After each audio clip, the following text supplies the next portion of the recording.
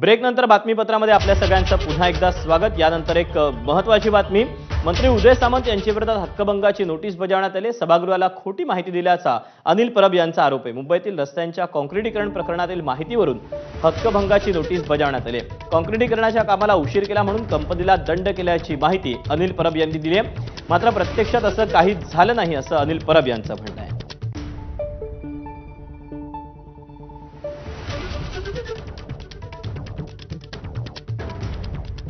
Update जाणून घ्या, ते निलेश बुधावले आपल्यासोबत आहे। निलेश, प्रकरण सगळं काय आहे? दीपक, बुधवारी सभागृहामध्ये मुंबईतल्या काँक्रिटीकरण करण्याच्या प्रकरणामध्ये मोठ्या प्रमाणात भ्रष्टाचार झालाय।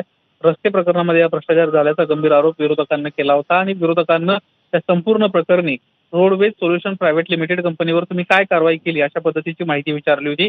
याला उत्तर देताना रोडवेज सोल्युशन प्रायव्हेट लिमिटेड कंपनीला आपण ब्लॅकलिस्ट केलेला आहे, यासोबतच 64 कोटी रुपयांचा दंड या कंपनीला केलेला आहे अशी माहिती सभागृहाला उदय सामंत यांनी विधान परिषदेत दिली होती।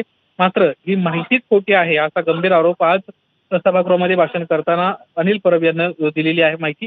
आणि त्यांना या संपूर्ण प्रकरणी उदय सामंत यांना सभागृहाला खोटी माहिती दिली, दिशाभूल केली आणि त्यामुळे कुठेतरी त्यांच्या विरोधात हक्कभंग नोटीस आम्ही देत आहोत अशा पद्धतीची या ठिकाणी घोषणा केल्याचं पाहायला मिळालं। विरोधी पक्षातले सर्व सदस्य उभे राहिले आणि त्यांना ही हक्कभंगाची नोटीस तालिका अध्यक्ष असणाऱ्या मनीषा कायंदे यांच्याकडे ही नोटीस सोपवलेली आहे। यासोबतच उदय सामंत जर यांना ब्रीफिंग चुकीचं झालं असेल, ज्या अधिकाऱ्याने त्यांना हे ब्रीफिंग केलं असेल त्या अधिकाऱ्यांवर देखील कडक कारवाई करण्याची मागणी या निमित्तानं उदय सामंत यांच्या बाबतीत अनिल परब यांनी केल्याचं पाहायला मिळालं। दीपक, निलेश, धन्यवाद दिलेल्या सविस्तर माहितीबद्दल। विधानसभेच्या